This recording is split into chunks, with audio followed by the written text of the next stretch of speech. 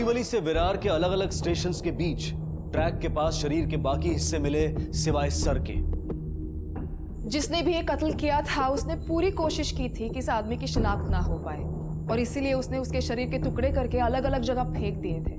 Police के लिए एक बिना चेहरे की लाश एक मुश्किल, एक पहेली हल करने के बराबर थी। आखिर कौन था यह आदमी जिसको इतनी बेरहमी से मारा गया था और क्यों?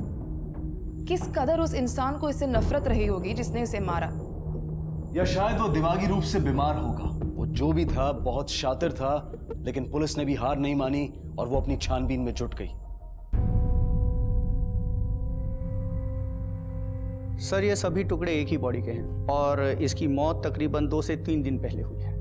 इसकी बॉडी से ऐसा कुछ मिला है जो हमें इसकी पहचान ढूंढने में मदद कर पाए? मिला है सर। इसके इस हाथ पर एक सर्जरी की गई है, एल्बो रिप्लेसमेंट सर्जरी, और उसके सीरियल नंबर से आपको ये पता चल सकता है कि ये सर्जरी कब परफॉर्म की गई थी, किसने कहाँ किस पर परफॉर्म की थी। क्या नंबर है उसका? सर, नंबर है CKR 00114201। इंस्पेक्टर, ये जॉइंट सर्जरी 4 दिसंबर 2011 की है और पेशेंट का नाम है मिस्टर संतोष सातोस्कर। डॉक्टर, क्या मुझे इस संतोष सातोस्कर का एड्रेस मिल सकता है? बिल्कुल मिल सकता है, बस उसके लिए आपको रिसेप्शन जाना पड़ेगा। Okay, thank you doctor.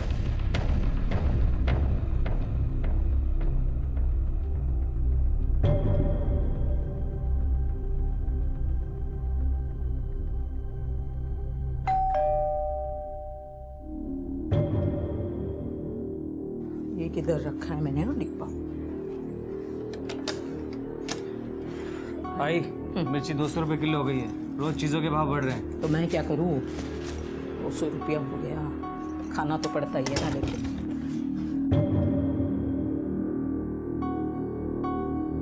जरा सब्जी देखना गा।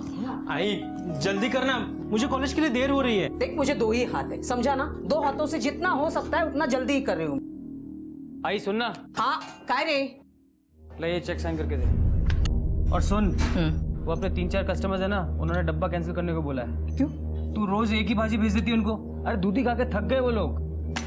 अभी तूने ही बताया ना मुझे, मिर्ची का भाव क्या हो गया? 200 रुपया किलो। हम उनसे जितना पैसा ले रहे हैं ना, उतने में यही परवड़ता है क्या? मेरे ताट में से उनको खाना खिलाऊं क्या? चल ले ले, पकड़।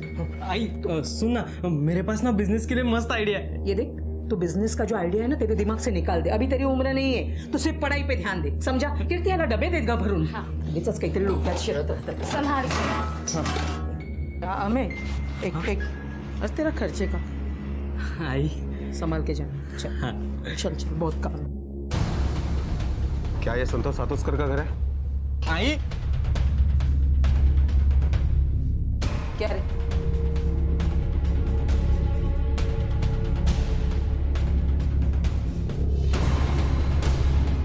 जा, तू चिंता मत कर, कॉलेज को देर हो रही है ना तेरे को। जा। हाँ।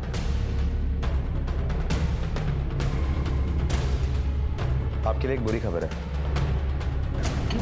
हमें संतोष सातोस्कर की लाश मिली।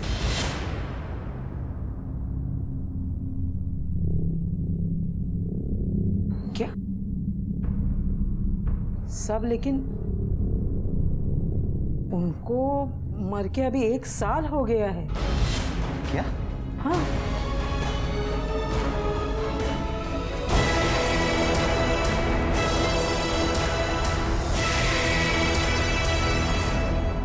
ऐसा कैसे हो सकता है बोर्डे कि एक आदमी 2 बार मरे? आपने रिप्लेसमेंट नंबर तो ठीक से दिया था ना? हो सकता है कि रिप्लेसमेंट नंबर की वजह से ये गलत जानकारी मिली हो। फिर से एक बार चेक करो। डॉक्टर चौहान, ये संतोष सातोस्कर की सर्जरी किसने और कब की थी?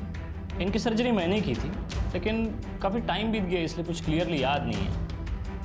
सर, मुझे लगता है ये सातोस्कर फैमिली झूठ बोल रही है। सर, ये कैसे मुमकिन है कि संतोष सातोस्कर 1 साल पहले मरा है और हमारे रिकॉर्ड के हिसाब से 15 दिन पहले फिर से मर गया? ये संतोष सातोस्कर का सर मिलता तो पहचान आसानी से हो जाती, लेकिन बोर्डे कुछ ना कुछ तो करना ही पड़ेगा ये सातोस्कर फैमिली का झूठ पकड़ने के लिए, ताकि ये साबित हो सके कि लाश वाकई संतोष सातोस्कर की ही है। एक काम करो बोर्डे, आपके पिताजी क्या काम करते थे? साहब, वो वाटर प्रूफिंग का काम करते थे और उन्हें काम की वजह से बहुत घूमना पड़ता था। उस दिन भी वो शहर के बाहर काम से गए हुए थे। रात को आने वाले थे कि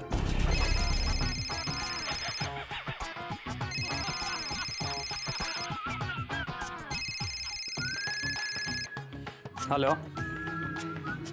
हाँ जी साहब। हाँ जी, आवाज़ नहीं आ रही। हाँ जी, 1 मिनट। हाँ हाँ, मैं ही अथर्व बोल रहा हूँ।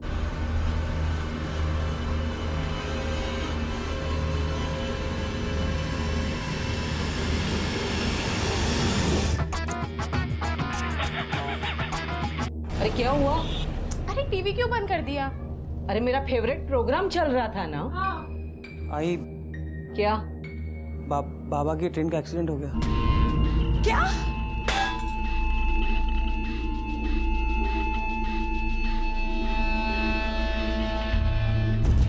और 2 दिन बाद में हमें उनकी लाश मिली और यही पास में शमशान में हमने उनका अंतिम संस्कार किया साहब। ये तुम्हें कैसे पता चला कि वो लाश तुम्हारे पिताजी यानी संतोष सातोस्कर की ही है?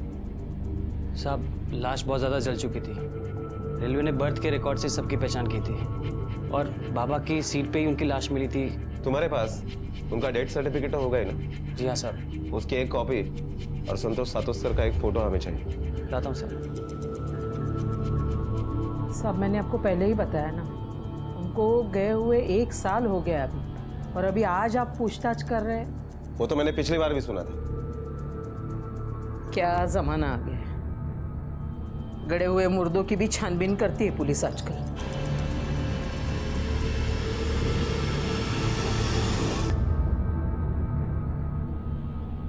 के लीजिए साहब, ये उनका फोटो और ये।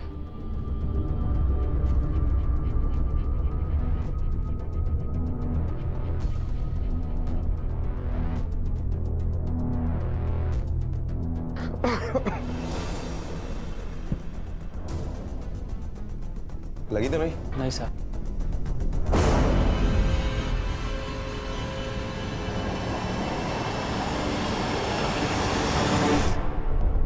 रिका में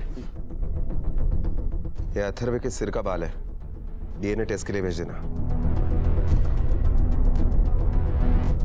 पिछले साल ही संतोष की मौत हुई ट्रेन एक्सीडेंट में। साहब, बड़ी हिम्मत वाली औरत है अलका। आदमी के जाने के बाद बड़ी मेहनत से डब्बे का बिजनेस जमाया उसने। अभी देखो ना, आजू बाजू में जितनी भी कंपनी है, ऑफिस है, उधर इसी का डिब्बा जाता है। मालूम नहीं इंश्योरेंस का कितना पैसा मिला है, मगर इतना मालूम है कि इंश्योरेंस का मोटा पैसा मिला है। पैसा तो साहब झगड़ा भी खड़ा करता है ना। रोज दोनों भाइयों में इंश्योरेंस के पैसे की वजह से झगड़ा होता था, मारामारी होती थी। एक दिन तो अलका जी को बीच बचाव करना पड़ा। मुझे मेरा हिस्सा चाहिए। और कितने दिन शुरू में कि डब्बे वाली क्या औलाद हूँ? किधर से लाऊं हिस्सा? पैसा होगा तो होगा ना हिस्सा। ये शेरनी मत लगा तू। इंश्योरेंस के पैसे में मेरा भी हक है, मुझे भी अपना बिजनेस खड़ा करना है। बोला ना पैसा नहीं है, समझता नहीं तेरे को? जा ले जिसके पास बड़ा हिस्सा। मुझे पता है सारा पैसा तू ही हड़पना चाहता है। बताऊं तुझको मैं? तू मत बता मेरे को। ए अथर्वा, क्या रे? अरे क्या चल रहा है? कुछ शर्म है तुझे? बड़ा भाई होके छोटे पे हाथ उठाता है। तू जा, उसको लेके जा अंदर। अरे जा तू रे। तुझे इतना जल्दी बड़ा होने का है? किसी ने कुछ बोला क्या तुझे? तो तू इतना क्या है? आप लोगों का क्या है? किसी के घर में कुछ हो जाए तो आ गए अपने झांकने। जाओ जाओ, यहाँ क्या सर्कस चालू है क्या? सर, हमने रेलवे में और पड़ोसियों से पूछताछ की तो यही बात पता चली कि वाकई में संतोष सातोस्कर 1 साल पहले ही गुजर चुका है। डेथ सर्टिफिकेट भी झूठा नहीं है। और एक बात पता चली है सर, संतोष सातोस्कर का 25 लाख का इंश्योरेंस था जो क्लेम में उसके फैमिली को मिला, और रेलवे की तरफ से एडिशनल 5 लाख रुपए भी मिले। इन्हीं 30 लाख रुपए की वजह से उसके बेटों में काफी झगड़ा हुआ करता था। इसके अलावा किसी के ऊपर शक करने की कोई वजह नहीं है। नहीं, लेकिन बोर्डे, इंश्योरेंस का पैसा मिलना या उसके लिए झगड़ा होना कोई इतनी बड़ी बात नहीं है कि जिसके लिए हम किसी को उठा सकें या फिर सस्पेक्ट बना सकें। और अभी तक ये भी साबित नहीं हुआ है कि वो लाश वाकई में संतोष सातोस्कर की ही है। सर आरनाला बीच पे एक आदमी का कटा हुआ सर मिला।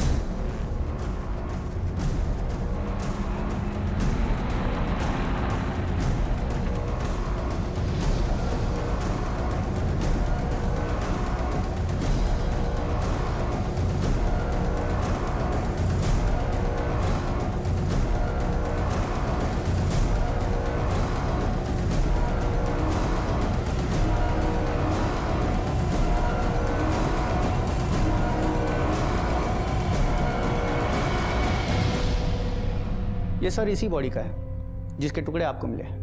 और इसके सर को बार बार जोर जोर से पटक पटक कर इसे मारा गया है और मारने के तकरीबन 4 से 5 घंटे बाद इसके टुकड़े किए गए हैं, वो भी किसी तेज धारीदार चीज से। अगर वो डेड बॉडी संतोष सातोस्कर की ही थी तो वो 1 साल पहले कैसे मर चुका था? और अगर नहीं तो ये आदमी कौन था? संतोष सातोस्कर के घर वालों पड़ोसियों से की गई पूछताछ को, डेथ सर्टिफिकेट को झुटलाया नहीं जा सकता था। पुलिस की अब सारी उम्मीदें टिकी थीं अथर्वा और डेड बॉडी की डीएनए रिपोर्ट पर, जो अगर उनके हक में आ जाती तो पुलिस की कई मुश्किलें आसान हो सकती थी और वो पुलिस तहकीकात को एक दिशा दे सकती थी। सर डीएनए रिपोर्ट भी आ गई है और डीएनए रिपोर्ट के मुताबिक अथर्वा के डीएनए और डेड बॉडी के डीएनए मैच कर रहे हैं। मतलब लाश संतोष सातोस्कर की ही है। फिर वही बात, एक आदमी 2 बार कैसे मर सकता है? और एक बात पता चली है सर संतोष सातोस्कर की जो फोटो हमने महाराष्ट्र के सारे पुलिस स्टेशन में मेल करवाई थी, उसका नासिक पुलिस स्टेशन से रिप्लाई आया। उनका कहना है कि सेम इसी शक्ल के आदमी की मिसिंग कंप्लेंट वहां पर दर्ज है, लेकिन उसका नाम संतोष सातोस्कर नहीं है, ललित गायतोंड है। उसी शक्ल का आदमी नासिक में भी था। बोर्डे कंप्लेंट करने वाले को जल्द से जल्द लाश की शिनाख्त के लिए बुलवा लो। इस केस के तार एक नहीं, शायद कई जगह बिखरे हैं। Okay sir.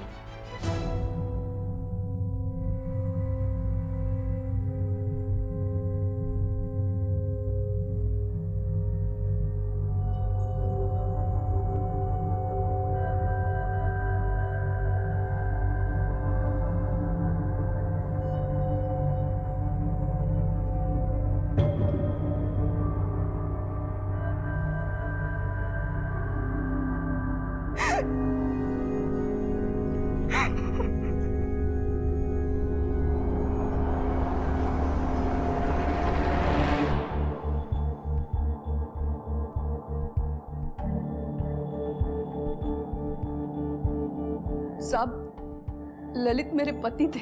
शादी कब हुई थी आप दोनों की? 11 मार्च 2013 को हमने शादी की थी। आप दोनों की पहली बार मुलाकात कब हुई थी? कुछ 1.5 साल पहले।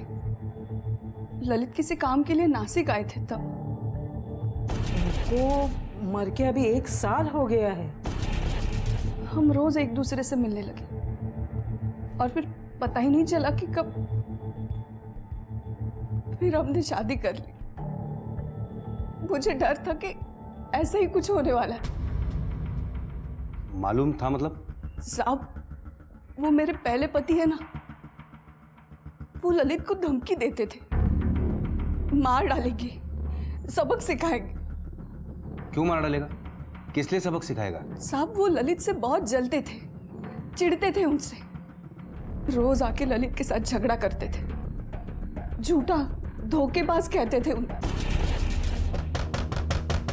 ए भाई आया।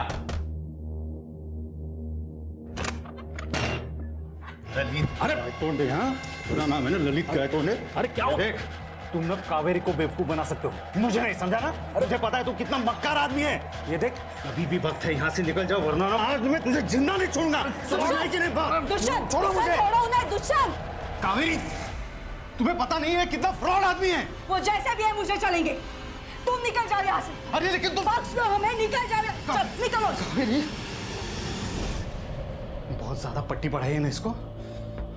देख, तेरी सारी चर्बी मैं उतारूंगा, देख लेना तू। तुमने उसकी पुलिस में कंप्लेंट क्यों नहीं की? साहब, ललित बहुत शरीफ आदमी थे। वो घर का झगड़ा पुलिस में नहीं ले जाना चाहते थे और उनके रियल एस्टेट के काम में भी कुछ टेंशन चल रही थी। उनका बाहर गांव आना जाना लगा रहता था। फिर कुछ दिनों बाद मेरी माँ बीमार पड़ गई। उसके इलाज के लिए पैसे चाहिए थे, उसकी भी बहुत टेंशन थी। इस बार ललित मेरी माँ के इलाज के लिए पैसों का इंतजाम करने ही बाहर निकले थे। मुझे पक्का यकीन है साहब, दुष्यंत ने ही कुछ किया होगा और वो मुझे भी नहीं छोड़ेगा। रियल एस्टेट के काम के लिए वो शहर से बाहर क्यों जाता था और कितना कमा लेता था? सब पैसे का कुछ पक्का नहीं था। शुरू में तो लाखों कमा लेता था, लेकिन फिर काम कम हो गया तो लाखों से 1000 पे आ गया। ललित का काम ठीक नहीं चल रहा था। ललित को बहुत टेंशन थी। ठीक है, आप जा सकती हैं, लेकिन हो सकता है आपको वापस आना पड़े। पवार मैडम, लेके जाइए इन्हें। इनके और दुष्यंत के फ़ोन नंबर्स, बैंक डिटेल्स सब ले लो। एक आदमी जो 1 साल पहले मर चुका है, नासिक में कावेरी के साथ 1 साल से रह रहा था। फिर पुलिस को उसकी लाश टुकड़ों में मिलती है, जिसे कुछ 15 दिन पहले मारा गया है। एक आदमी जिसकी 2 बीवियां, 25 लाख की इंश्योरेंस की रकम, दूसरी बीवी का पहला पति जो ये सब बर्दाश्त नहीं कर सकता। बोर्डे, इस केस में कुछ नहीं, बहुत कुछ खुलना बाकी है। एक काम करो, तुम यहाँ रहकर संतोष सातोस्कर की असलियत पता करो और मैं नासिक जाकर दुष्यंत और ललित की खबर निकालता हूँ।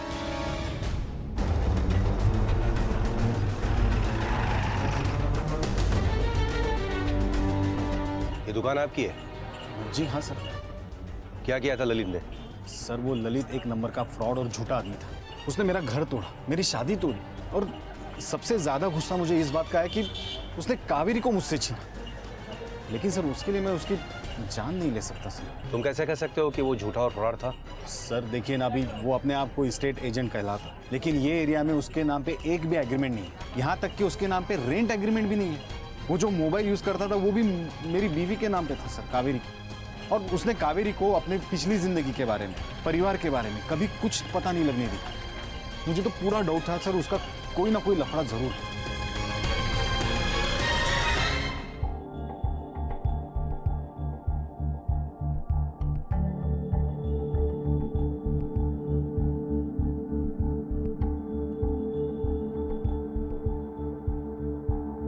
रिकॉर्ड के मुताबिक कावेरी और अथर्व में कई बार फोन पर बात हुई है। संतोष गायब होने के 2 दिन पहले भी। बोर्डे, तुमने सातोस्कर परिवार और कावेरी के अकाउंट डिटेल्स वगैरह चेक किए? कुछ हाथ लगा वहां से? Yes sir. सर अभी ये इत्तेफाक है या प्लानिंग, ये तो पता लगाना पड़ेगा, क्योंकि गए साल 14 मई को अथर्व ने अपने अकाउंट से 5 लाख रुपए निकाले और ललित ने 15 मई को कावेरी के नासिक वाले अकाउंट में 5 लाख रुपए जमा किए। और ये इत्तेफाक कई बार हुआ है सर। फिर तो पूरे चांसेस है कि ये इत्तेफाक नहीं, प्लानिंग हो। बोर्डे, तुमने कावेरी से अथर्व के कॉल के बारे में पूछताछ की? Yes sir. इस नंबर को पहचानती हो?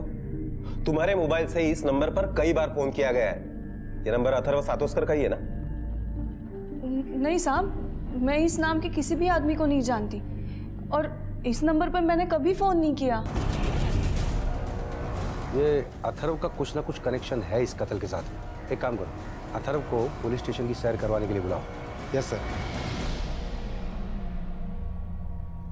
देखो, हमारे पास सबूत है कि तुम्हें पता था कि संतोष जिंदा है, बल्कि तुम्हारी उससे बात भी होती थी। इंश्योरेंस का पैसा भी इधर उधर हुआ है। अब बिना चालाकी किए सब कुछ अपने मुंह से बता दे, क्योंकि अगर हम उगालेंगे तो तेरी ये चालाकी और शराफत धरी के धरी रह जाएगी। फ्रॉड तो तुम कर ही चुके हो, फिर अपने बाप को क्यों मारा? साहब मैंने अपने बाबा को नहीं मारा, और मैं अपने बाबा को क्यों मारूंगा साहब? बल्कि मरने के बाद इंश्योरेंस का पैसा लेने का आइडिया भी उन्हीं का ही था साहब। हमको भी मालूम है कि ये समय नहीं है बात करने का, पर क्या करें, पैसे तो देने ही पड़ेंगे ना।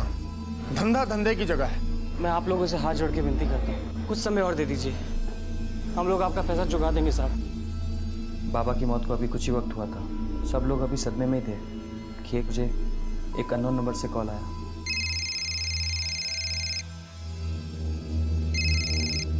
हेलो। हेलो, मेरे पास एक खबर है तुम्हारे बाबा के बारे में।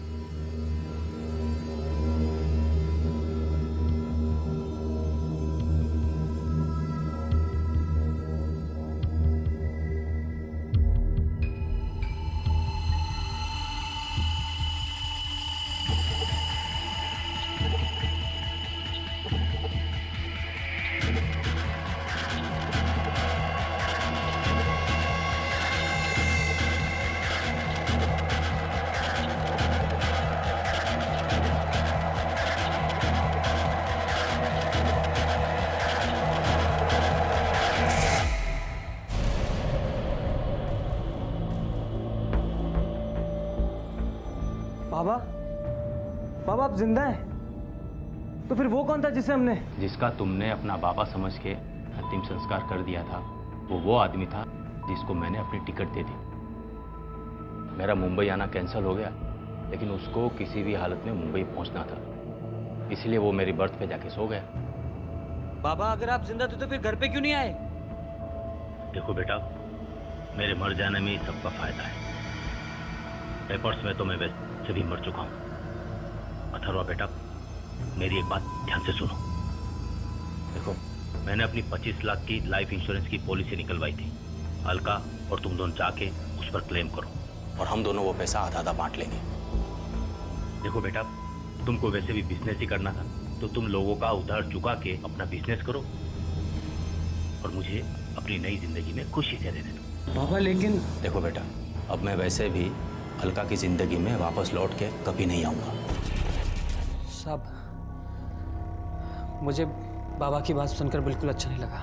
बाबा किसी भी हालत में वापस लौटने को तैयार नहीं थे और फिर मुझे भी बिजनेस के लिए पैसे की ज़रूरत थी।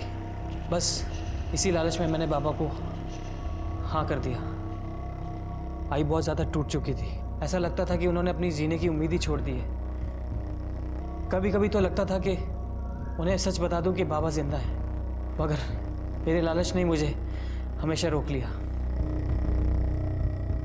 और फिर मैंने हर महीने आई से चेक पे साइन करवाना शुरू कर दिए और बाबा को उनका हिस्सा देता रहा। आई, वो मैं क्या कहता ना कि इंश्योरेंस का पैसा तेरे अकाउंट में ट्रांसफ़र हो चुका है, तो बाबा को जिन लोगों को पैसा देने का है ना, हम उनको पैसा दे के नक्की करते हैं, वरना बाबा के जाने के बाद भी लोग उन्हें गालियाँ और ताना देंगे।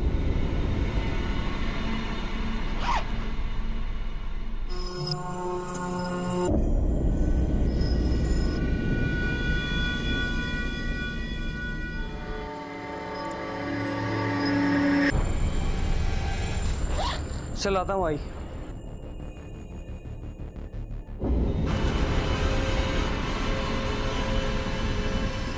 अपना हिस्सा लेने के बाद बाबा का कुछ पता नहीं था और पिछले कुछ महीनों से बाबा फिर से पैसे मांगने लगे, बल्कि पिछले महीने से तो हर दूसरे तीसरे दिन पैसे की डिमांड करने लगे। अब आप ही बताइए मैं कहाँ से लाता इतने पैसे? इसलिए मुझे बाबा को साफ बोलना ही पड़ा। बाबा 12 लाख से ज्यादा दे चुका हूं अब तक आपको, कहां से लाऊं रोज पैसा? अभी 3 दिन पहले ही आपको पैसा दिया था। और ये क्या है कि हर दूसरे तीसरे दिन आप मुंबई आ जाते हैं, किसी ने देख लिया ना तो जेल की हवा खाना। फिर मुझे मत सिखा जेल की हवा। अगर मैं जेल गया ना तो साथ में तू भी जाएगा, क्योंकि तू मेरा इंश्योरेंस का पैसा खा के बैठा है, समझा? जेल की हवा। एक और बात, मुझे अभी के अभी 50,000 चाहिए अर्जेंट। मैं यहाँ से हिलूंगा नहीं जब तक पैसा नहीं मिलेगा। अब तुझे क्या करना है, कैसे करना है, मैं नहीं जानता, मुझे पैसा चाहिए अभी अभी, बस। ठीक है, फिर मुझे एक रात की मोहलत दीजिए। बड़ी रकम है, जमा करने में टाइम लगेगा, तब तक आप हमारे गोडाउन में रहिए। एक रात मतलब सिर्फ एक रात, याद रखना। मैं बहुत डर गया था साहब। अगले दिन ही मैंने आई से चेक पे साइन करवाए, बैंक जाके पैसा निकाला और गोडाउन पहुंच गया। बाबा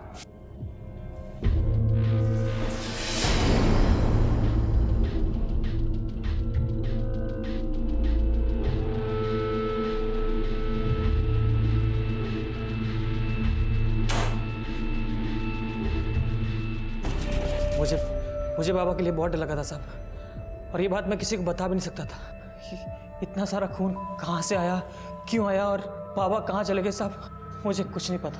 मैंने कुछ नहीं किया साहब, मुझे कुछ नहीं मालूम। तुमने तुम्हारे बाप का कत्ल किया है या नहीं, इस बात का पता हम लगा ही लेंगे, लेकिन तुमने उसके साथ मिलकर जो फ्रॉड किया है उसकी सज़ा तुम्हें ज़रूर मिलेगी। चल अब ये बता कि तेरा गोडाउन कहाँ पे है?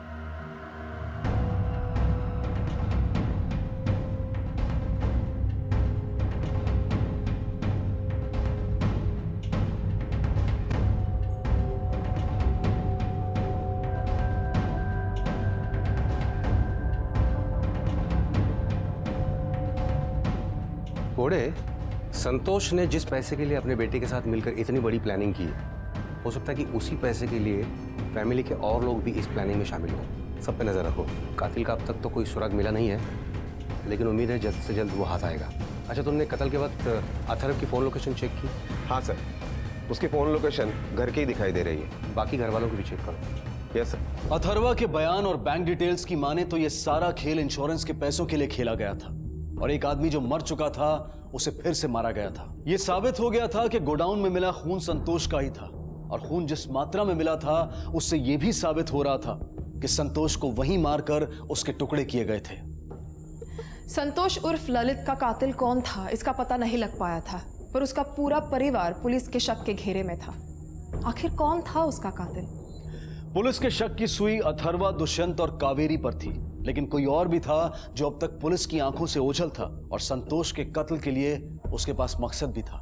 सर, फॉरेंसिक रिपोर्ट के मुताबिक संतोष की मौत दीवार पर बार बार सर पटकने से हुई है, और मुझे लगता है कि यह कत्ल अथर्व ने किया होगा, क्योंकि जो बेटा अपने बाप के इंश्योरेंस के पैसे खा सकता है वो उसकी मौत साबित करने के लिए उसे मार भी सकता है। बोर्डे, संतोष को मारने का मकसद सिर्फ अथर्व के पास ही नहीं, कावेरी और दुष्यंत के पास भी है।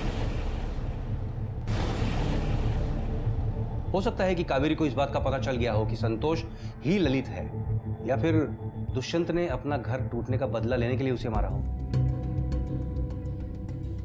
बोर्डे, एक और नाम है जिसके पास संतोष को मारने का मकसद हो सकता है। किसका? कौन सा नाम सर? संतोष की पहली पत्नी अलका। बिल्कुल हो सकता है सर, क्योंकि इस केस में पहले से उसका रवैया कुछ अलग है, और गोडाउन में हमें जो टूटी हुई लाल चूड़ी मिली थी, ठीक वैसे ही चूड़ी तफ्तीश के दरमियान मैंने उसके हाथ में देखी। गड़े हुए मुर्दों की भी छानबीन करती है पुलिस आजकल। बोर्डे, अलका को पुलिस स्टेशन में पूछताछ के लिए बुलाओ। शायद यही वो कड़ी है जिसे आज तक हमने जोड़ कर कभी देखा ही नहीं है। Okay sir.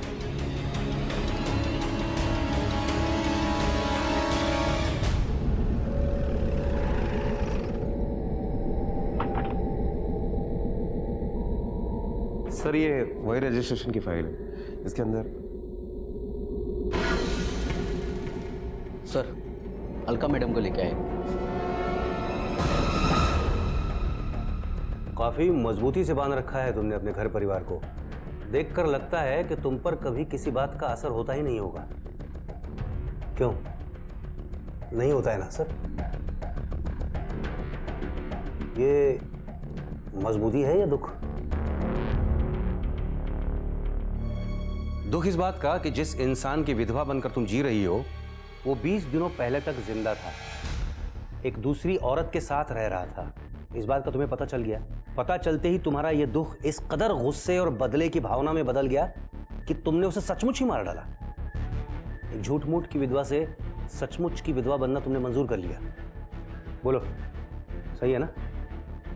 इसी वजह से मारा ना तुमने उसको, या कोई और वजह थी? हाँ, इसी वजह से मारा उनको।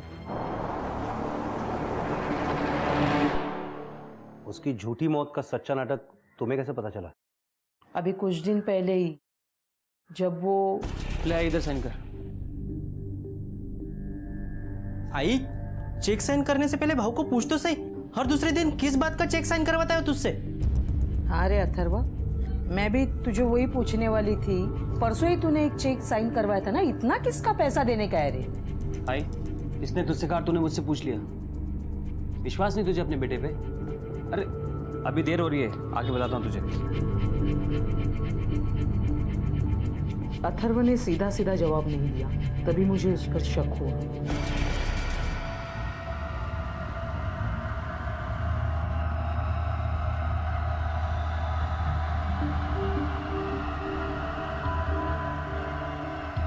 हाँ, अच्छा अच्छा, ठीक है ठीक है ठीक है।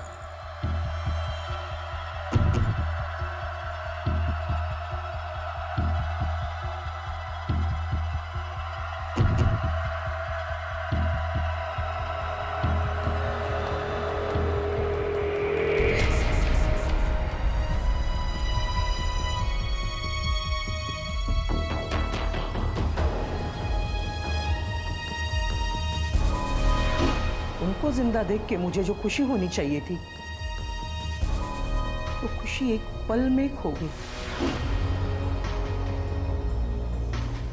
मुझे इस बात का एहसास हुआ कि उनको मेरी जरूरत नहीं है, उनको तो इंश्योरेंस के पैसों की जरूरत थी। और फिर मैंने ठान ली कि इनको मैं सबक सिखाऊंगी। घर पे आके मैंने सब लोगों को झूठ बोला कि मेरी एक सहेली है, वो बीमार है, इसके लिए उसके गांव जा रही हूं करके। मैंने उनका पीछा किया, नासिक तक।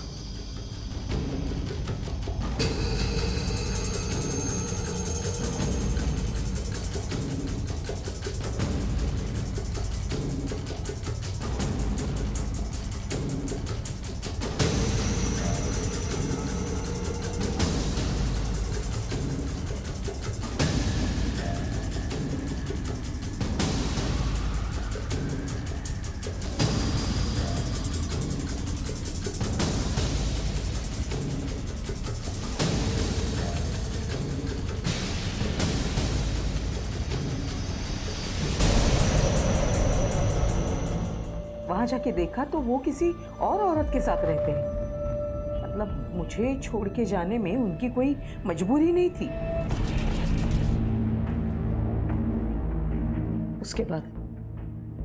उसके बाद मैंने अथर्व के चेक साइन करवाने का इंतजार किया। 2 ही दिन में उसने मेरे से चेक साइन करवाया। मैं समझ गई कि वो आ गए हैं और आए हैं तो गोडाउन में रुकेंगे। इसके लिए अथर्व के जाने के पहले ही मैं वहां गोडाउन में पहुंच गई। जैसे ही अथर्व वहां से निकल गया, मैं अंदर गई तो वो बहुत हैरान हो गए मुझे वहां देखकर। मैंने उनके साथ बात करने की कोशिश की। मैं बात कर रही थी लेकिन वो कुछ सुनना नहीं चाहते थे। फिर हमारी बात बहस तक पहुंची, हमारा झगड़ा शुरू हुआ और मैं गुस्से से बहुत पागल हो गई थी। मैंने गुस्से में आकर फिर उनको मारा, उनको मैंने काट दिया और फिर उनके टुकड़े करके मैंने फेंक दिए। कैसे मारा तुमने उसको? मतलब किस चीज से मारा? वही गोडाउन में एक ऐसा डंडा पड़ा हुआ था, मैंने उससे मारा। और टुकड़े कहाँ फेंके? रेल की पटरी पे।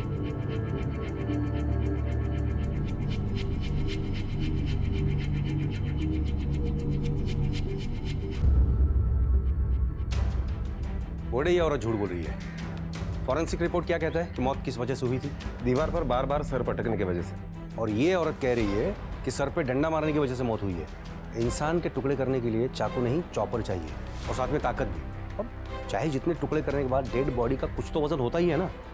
इस औरत ने अकेले कैसे मैनेज किया होगा ये सब, और वो भी 10 स्टेशन के बीच फेंकने के लिए? झूठ बोल रही है ये, किसी को बचाने के लिए। घोड़े एक काम करो, ये अलका के घर के आसपास वाले मटन वाले दुकानों में पूछताछ करो कि किसी ने 19 फरवरी को उनके दुकान में से कोई चॉपर भाड़े से लिया है या खरीदा है या दोस्ती खाते में उठाया है क्या। Okay sir.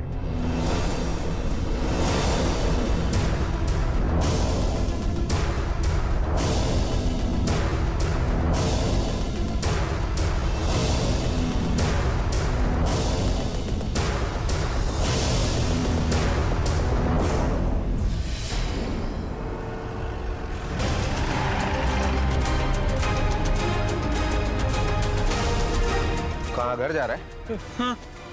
चल तुझे तेरे असली घर पर लेकर चलते हैं। देखा भाई क्या हाल?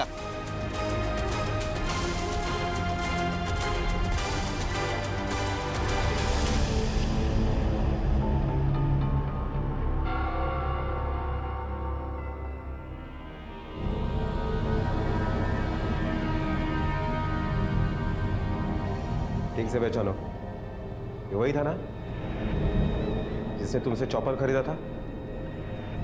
हाँ साहब, ये वही है साहब।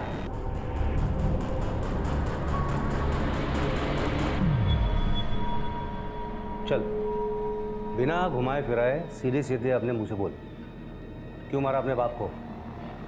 क्योंकि उन्होंने मेरे आई को धोखा दिया। मैंने अपने आई को देखा है रात भर बाबा के यादों में रोते हुए। तुझे पता कैसे चला कि वो जिंदा है? उस दिन मेरे दोस्त के घर में पार्टी थी, बहुत सारे मेहमान आने वाले थे। खाना खाने के लिए बर्तन चाहिए थे, इसलिए मैं गोडाउन में गया बर्तन लाने के लिए। तब मैंने वहाँ पे बाबा को देखा।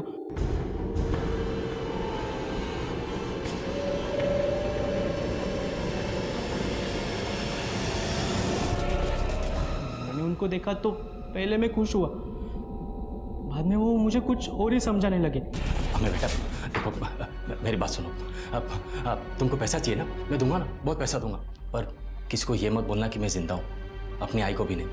देख बेटा, मैं एक दूसरी जिंदगी जी रहा हूँ बड़ी शांति से, और मैं उधर बहुत खुश हूँ। मगर मेरी आई खुश नहीं है ना। आपने मेरी आई को धोखा दिया क्यों? जब उन्होंने मुझे कहा कि उन्होंने दूसरी शादी की है, देख मेरे हाथ से क्या हुआ। आई जानबूझ के नहीं किया मैंने। आई इसने तुझे धोखा दिया, ये सुन के मुझे बहुत गुस्सा आया। इसलिए गलती से हो गया। सुन सुन सुन, तेरा बाप तो मेरे लिए 1 साल पहले ही मर चुका है। तो डर मत, मैं आई हूँ ना तेरी। हाँ, हम एक काम करेंगे, तो डर मत। हम इनकी लाश का कुछ ठिकाना लगा देंगे, इनके टुकड़े टुकड़े करके फेंक देंगे। अगर तुझे किसी ने भी कुछ पूछा ना तो मैं संभालूंगी, समझा ना? ये आदमी के वास्ते मैं मेरा घर टूटने नहीं दूंगी। तू तू तू फिक्र मत कर, मैं हूँ, मैं सब संभाल लूंगी तुझे। हाँ, सब संभालूंगी। मैंने अपने एरिया के मटन वाले से मटन काटने का चॉपर लिया और मैं और आई गोडाउन में गए। वहाँ मैंने बाबा के शरीर के टुकड़े टुकड़े कर दिए। दूसरे दिन मैंने वो टुकड़े ट्रेन में से अलग अलग जगह पे फेंक दिए। मैंने अपना फोन घर पे ही रखा था ताकि किसी को मेरे ऊपर शक न हो जाए।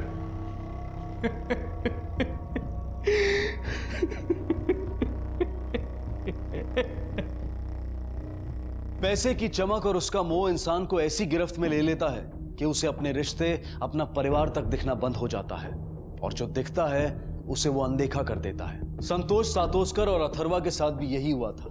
संतोष ने अपनी मौत का झूठ किसी मजबूरी में आकर नहीं बोला था, बस उस 25 लाख ने उसकी अकल पर पत्थर डाल दिए थे और उसकी जान भी ले ली। क्योंकि संतोष ने पैसे का मोह नहीं छोड़ा और अपने ही बेटे अमय को कातिल और अपनी पत्नी अलका को अपराधी और जीते जी एक विधवा की जिंदगी जीने के लिए छोड़ दिया।